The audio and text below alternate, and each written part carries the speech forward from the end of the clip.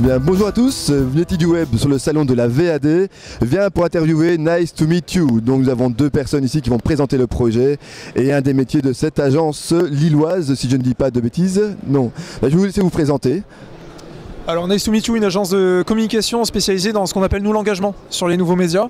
Donc nouveaux médias, ce qu'on entend par là, c'est évidemment le web, les médias sociaux, mais aussi des canaux émergents comme le mobile par exemple. Voilà globalement. Et c'est une quinzaine de personnes sur l'île. Alors l'idée ici serait de voir un petit peu d'où vient Nice to Meet You, quelle est l'origine de l'idée de monter cette agence, comment ça s'est passé, quelles sont un petit peu les étapes peut-être par lesquelles vous êtes et quel est un petit peu l'avenir, comment vous envisagez le futur ici avec Nice to Meet You.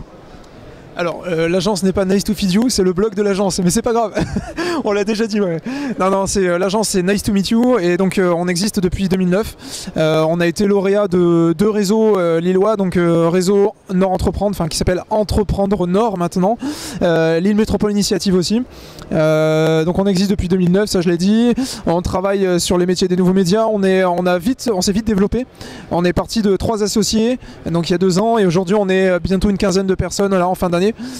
Sur plusieurs métiers, donc ça va être les métiers du conseil, donc ce qu'on appelle nous le planning digital, dont Olivier parlera juste après, la création interactive, donc c'est tout ce qui est design multi-support, également la création de contenu digital, ensuite c'est tout ce qui est social media management, donc lié aux médias sociaux, donc ça va être de la stratégie, de la gestion d'e-réputation, gestion de communauté, relations publiques interactives.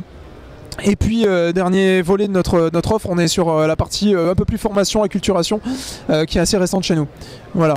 Et la question après c'était où on va, c'est ça, où on va, ben, on va sur le développement d'une agence plus centrée sur le métier de la communication avec à l'avenir on va scinder les pôles de l'agence pour développer plutôt d'un côté un studio de création interactive pur et dur, donc vraiment orienté sur de la R&D technologique et créative, et puis bah, d'un côté un peu plus le conseil, on va dire, et l'accompagnement.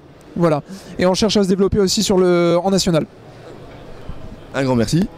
Et dans un deuxième temps, on voudrait peut-être parler du métier de média planeur ou digital planner peut-être davantage, afin d'un peu connaître quelles sont les compétences, quel est le profil recherché pour être aujourd'hui digital planner.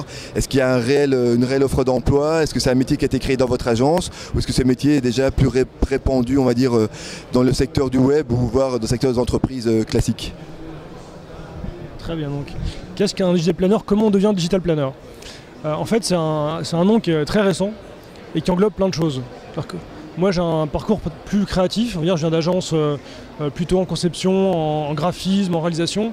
Et passionné du web, j'ai glissé tout doucement vers le métier de digital planner qui concerne en gros les usages du web, les technologies, un mélange de tout ce qui est la perception du web et l'adapter ensuite à du conseil.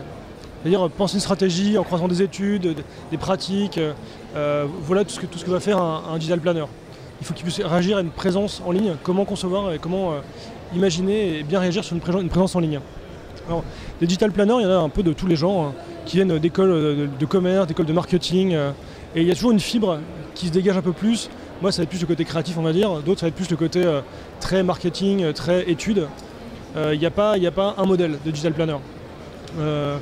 Pour se faire remarquer en tant que digital planner, il y a le mot digital.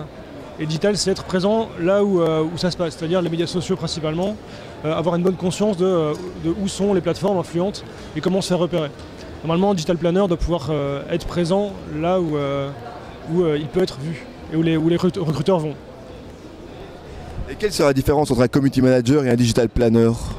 Parce que j'entends de présence, repérer les plateformes influentes, donc la question en vous écoutant, je me dis tiens, c'est quoi la différence entre les deux? Alors je dirais qu'il y a un point commun, c'est la veille. Les deux doivent être en veille. Un community manager, il est responsable on va dire, d'une communauté. Donc il faut qu'il soit à l'écoute de ce que dit la communauté, de pouvoir réagir, etc. Digital planner, il n'est pas dans la conversation, pas forcément. Il est plus dans la veille sur une statistique, sur telle plateforme, sur un usage sociologique par rapport à tel outil ou tel graphisme. Voilà, en commun, il y a la veille. Par contre, en effet, le community manager, lui, va interagir, il va être dans la conversation. Le digital planner, lui, va être en amont de la stratégie. Il va travailler avec le community manager et dire voilà, on a imaginé telle stratégie sur telle plateforme. Pour ce client-là, on va aller plutôt à 90% sur Facebook et un tout petit peu sur Twitter. Voilà le mode d'interaction qu'il faut choisir, le ton, le rythme, et poser les bases de toute la stratégie d'engagement. Et le community manager, en fait, est l'artisan, si on peut dire, le plus opérationnel exactement, de la stratégie d'engagement. Un grand merci à vous deux pour votre temps et un bon salon à la VAD. Merci.